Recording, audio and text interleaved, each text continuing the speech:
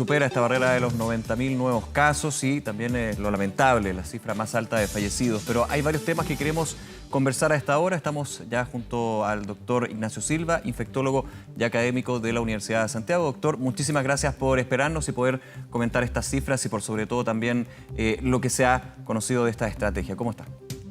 Hola, buenos días. Muy buenos días. Quiero comenzar con un punto que está sonando con mucha fuerza y lo complemento con lo que señalaba el ministro Mañalich hace algunos minutos, que desde hace ya varias semanas se ha estado reforzando, como dentro o parte de la estrategia, las residencias sanitarias. Aumentan los cupos, aumenta también la disponibilidad y la oferta para personas que necesitan ser aisladas y que no pueden cumplir una medida de restricción en sus hogares. Pero aquí hay un paso también relevante y un punto relevante, un factor, que es la trazabilidad y seguimiento.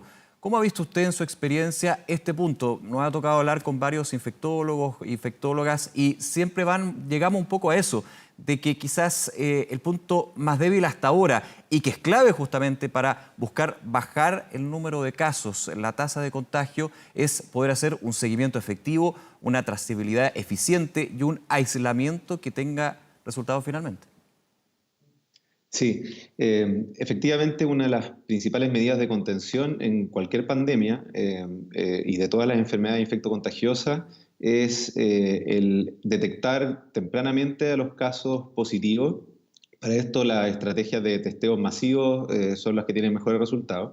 Y una vez que detecté al enfermo, lograr aislarlo de manera efectiva y poder además tener una contención de su grupo de contactos, que es muy variable, va a depender de las condiciones de hacinamiento, que se ha hablado mucho en estos días, de las condiciones sociales, también del nivel educacional de las personas, para que se pueda hacer un aislamiento efectivo de los casos positivos y de sus contactos.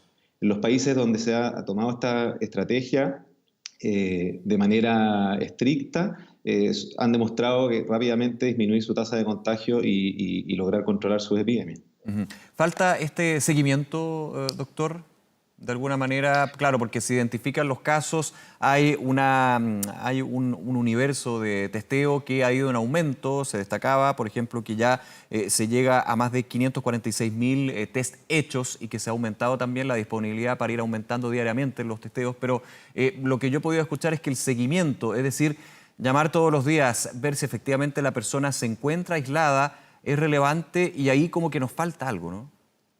Sí, efectivamente eso va muy ligado al centro donde se hace el diagnóstico, porque hoy día, y como mencionaba recientemente el ministro, la cantidad de infectados es muy alta y cada infectado genera un número considerable de contactos. Y es muy difícil contar con el recurso humano para hacer el seguimiento diario de cada uno de esos enfermos. Y va a depender mucho de, como les decía, del centro donde se haga el diagnóstico. Por ejemplo, yo trabajo en el Hospital Barros Luco, donde tenemos un centro que llamamos el centro respiratorio, donde hacemos diagnóstico y en el mismo centro tenemos médicos y enfermeras que hacen el seguimiento telefónico diario de los enfermos y tratan de educar un poco en las medidas de contención en domicilio, se le entrega un folleto, pero estamos hablando de uno de los hospitales más grandes de Chile. Es muy probable que en otros centros más pequeños o en otras ciudades no tengan la capacidad de recurso humano de hacer ese seguimiento y efectivamente la Seremi no es capaz de hacer el seguimiento de todos los casos, principalmente de los contactos que se escapan un poco de las manos. Se intenta hacer un listado que cada paciente enfermo señala quiénes podrían haber sido sus contactos estrechos, pero claramente eso va a depender mucho de la persona que haga el registro y de la cantidad de personas que estén dispuestas a hacer el seguimiento después diario. Por eso creo que una parte y muy importante es lo que aporta la autoridad sanitaria, pero también algo muy importante también es la educación a las personas respecto a lo importante que es, si estoy enfermo, quedarme en la casa, y si fui contacto de un caso positivo, también quedarme en la casa para evitar contagiar si es que me lo hago sintomático. O sea, por un lado, la fiscalización es muy importante, pero por otro lado, la conducta de cada uno es fundamental también. Claro, finalmente la fiscalización sin la responsabilidad y la corresponsabilidad, vamos a tener una mesa con menos patas, digamos. Entonces, aquí tiene que haber un Así es. punto. Pero en lo que se puede manejar, porque ahí la responsabilidad, desgraciadamente, uno puede decirle, repetirle, reiterarle, como lo hacemos todos los días a las personas, y desgraciadamente personas que todavía no entienden o no quieren entender.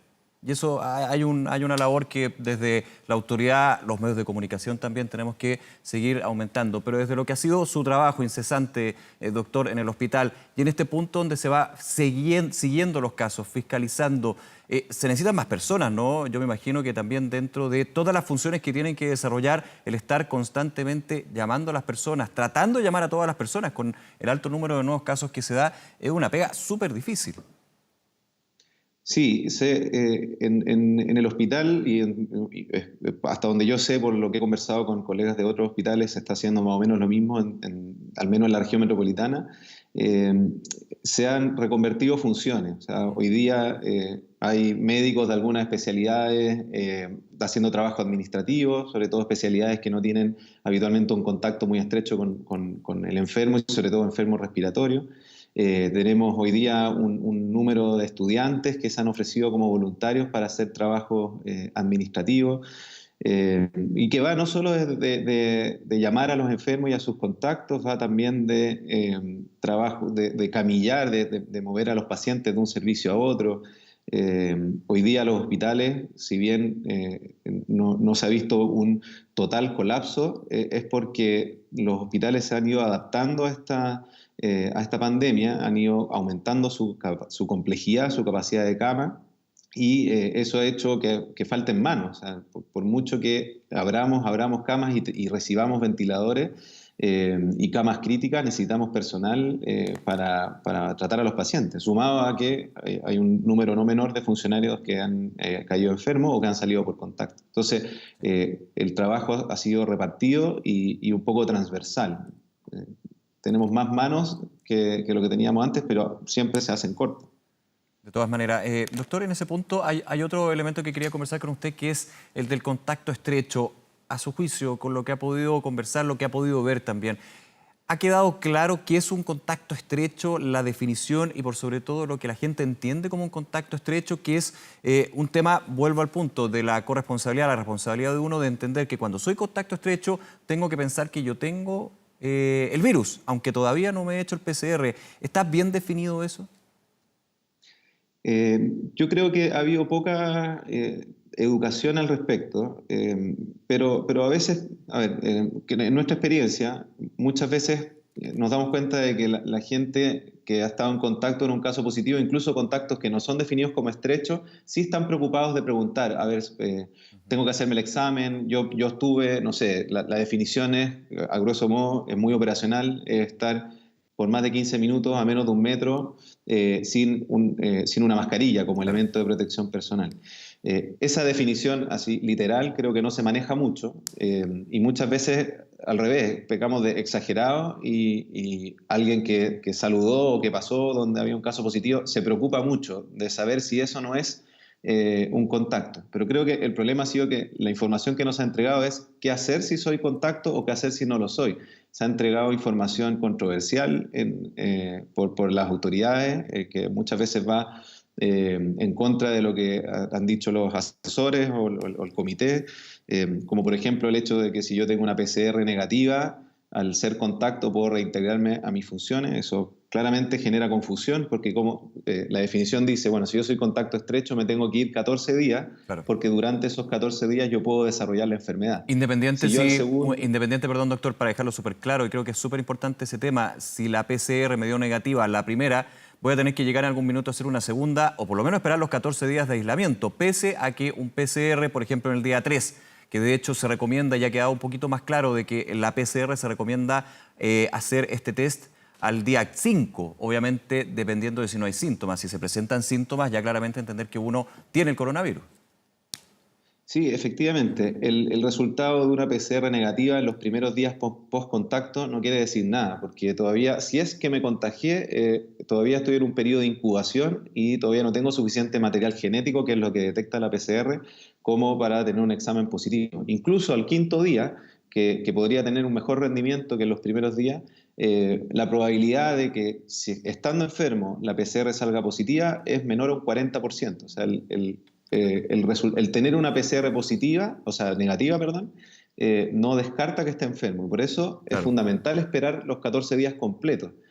Si dentro de esos 14 días yo no desarrollé ningún síntoma de la enfermedad, ahí recién puedo decir que estoy libre del virus. Aunque tenga 4 PCR negativas entre medio, mientras no pase ese periodo, que es el periodo que se ha estimado como más largo de incubación, no puedo estar seguro de que estoy libre de haberme enfermado. Y justamente lo que ha pasado mucho en este proceso de educación a la población es que cuando uno ya considera que tiene un contacto estrecho, y usted mismo dice, la gente igual tiene dudas, y recordando que la frase clave del contacto estrecho es durante 15 minutos con una persona que dio positivo sin mascarilla. O sea, ese es como el aspecto más claro para entender lo que es un contacto estrecho. Pero cuando uno piensa que hay... Sí, perdón.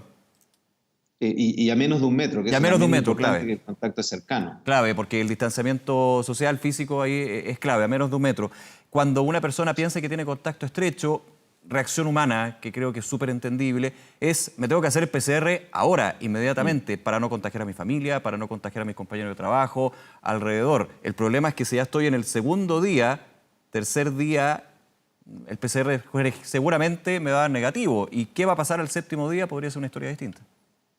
Exacto, porque eso le genera una falsa sensación de tranquilidad, porque yo estoy muy nervioso porque fui contacto, me hice una PCR, salió negativa, entonces digo, ya, listo, aquí pasó todo, y puedo volver a mi trabajo o puedo volver a hacer actividad social porque tengo una PCR negativa. Y puedo ser enfermo y estar contagiando con esta tranquilidad falsa que me dio el resultado negativo. Hay un punto, de hecho, que se ha actualizado, el concepto de caso probable. ¿Cómo lo evalúa usted? Lo mencionó y, de hecho, ya se estableció desde la semana pasada como aquellos que todavía no tienen el resultado del PCR, pero que se contabilizan como casos probables, es decir, tienen el virus hasta que se demuestre lo contrario, digamos.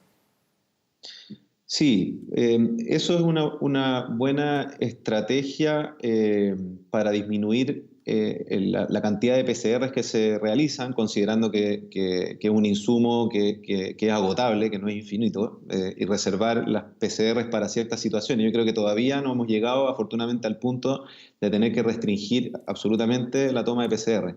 El problema es que, y además considerando que, como se ha mencionado, hoy día el coronavirus es prácticamente el único virus respiratorio circulando. Hay muy poca circulación de otros virus respiratorios, a diferencia de años anteriores, que en esta fecha ya teníamos influenza, parainfluenza, virus respiratorio sincicial y otros. Actualmente la máxima circulación viral es del coronavirus. Por lo tanto, si yo tengo un cuadro respiratorio, es muy probable que sea coronavirus, y si más encima tuve un contacto estrecho con un caso positivo, es prácticamente indudable. El problema de eso es que va generando una cadena de falta de notificaciones, porque después, si yo fui contacto de un caso probable que no tiene PCR positiva, yo ya pierdo la cadena de transmisión, porque para hacer un contacto tengo que haber estado con alguien con PCR positiva. Si fui contacto de un caso probable que no tiene PCR positiva, ya dejo de ser contacto para definiciones epidemiológicas y desaparezco de la cadena de seguimiento. ¿Sí? Se nos acaba el tiempo, pero para agradecerle, por supuesto, esta conversación muy importante, aprender y para tener esa responsabilidad también que es necesaria. Que esté muy bien y que tenga un excelente día. Gracias. Hasta luego, gracias.